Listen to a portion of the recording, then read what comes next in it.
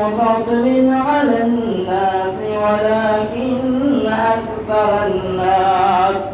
আল্লাহ রাব্বুল আলামিন বলেন আলাম তারা ইলাল্লাযীনা খারাজু মিন দিয়ারিহিম ও নবী আপনি কি দেখেন না আপনার পূর্বে দেখেন না বলতেছেন আপনি কি দেখেন না লক্ষ্য করেন না আপনার পূর্বে এমন একটা জাতি ছিল যে জাতি যে শহরে মহামারী দেখা দিল ভয়ঙ্কর রোগ দেখা দিল ওখানে 10,000 লোক ছিল কত হাজার 10,000 লোক ছিল ওই ভিতরে হাজার লোক ওই মহামারী থেকে বাঁচার জন্য ওই দেশ থেকে পালাইয়া যাইয়া দুই পাহাড়ের মধ্যবর্তী একটা জায়গায় অবস্থান করলো কি করলো অবস্থান করলো আল্লাহ রাব্বুল আলামিন দুইজন ফেরেশতা পাঠালেন ফেরেশতারা কি করলো সুম্মা আহইয়াহুম ইন্নাল্লাহা লাযু ফাদলিন আলান নাস ফাকালা লাহুমুল্লাহু আল্লাহ রাব্বুল আলামিন মরে যাও সাথে সাথে হাজার লোক মরে গেল তাফসীরে আসছে তারা মারা গেল কিভাবে দুইজন ফেরেশতা আসলো আসার পরে দুইজন দুই পাহাড়ের পাশে দাঁড়ালো দাঁড়াইয়া এমন ভাবে আওয়াজ দিল আওয়াজের কারণে সব মারা গেল কি এমন আওয়াজ দিয়েছে যে আওয়াজের কারণে সব কি মারা গেল এরপরে কি করলো সুন্নাহ আহইয়াহুম এরপরে আল্লাহ রাব্বুল আলামিন তাদেরকে জীবিত করলেন তাদেরকে আবার জীবিত করলেন ওই সময় ওই সব মারা যাওয়ার পরে আল্লাহ রাব্বুল আলামিন ওই শহরে ওই এলাকায় একজন নবী পাঠালেন নবী পাঠানোর পরে আল্লাহ রাব্বুল আলামিন সমস্ত বিষয় তাকে জানালেন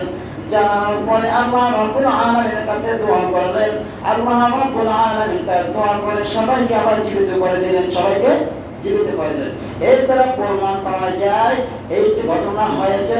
হযরত মুসা আলাইহিস সালামের পরের সিলসিলা তো ওইখানে যখন তুর পাহাড় নিয়ে কথা বলছিল 40 জন লোক গিয়েছিল 40 দিন ওইখানে থাকছিল আল্লাহকে মুসা আলাইহিস সালাম দেখতে চেয়েছিলেন আল্লাহ রাব্বুল আলামিন মুসাকে একটা নির্দেশ দিয়েছিলেন মুসা তুমি যদি আমাকে দেখতে চাও তুমি যদি ওই পাহাড়ের দিকে তাকাই থাকতে পারো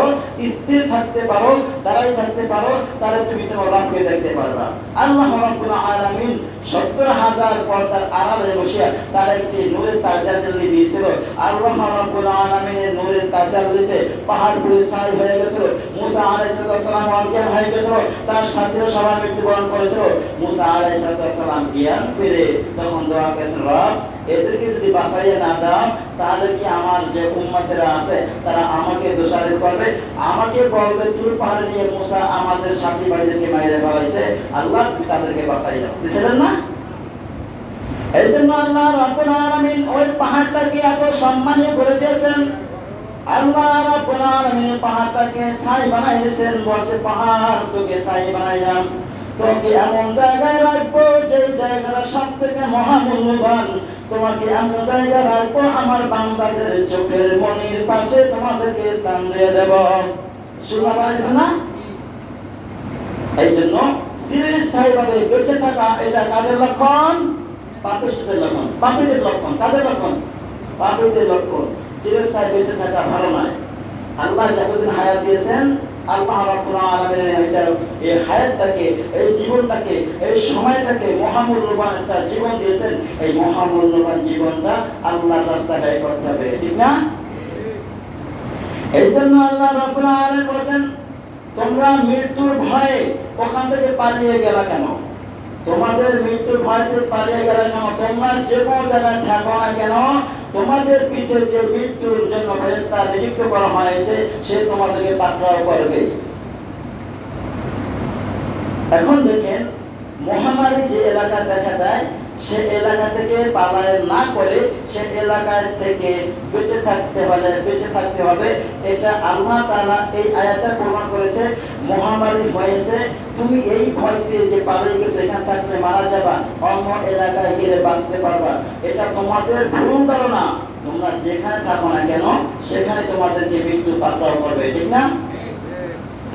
বুখারী শরীফের 5732 নম্বর হাদিস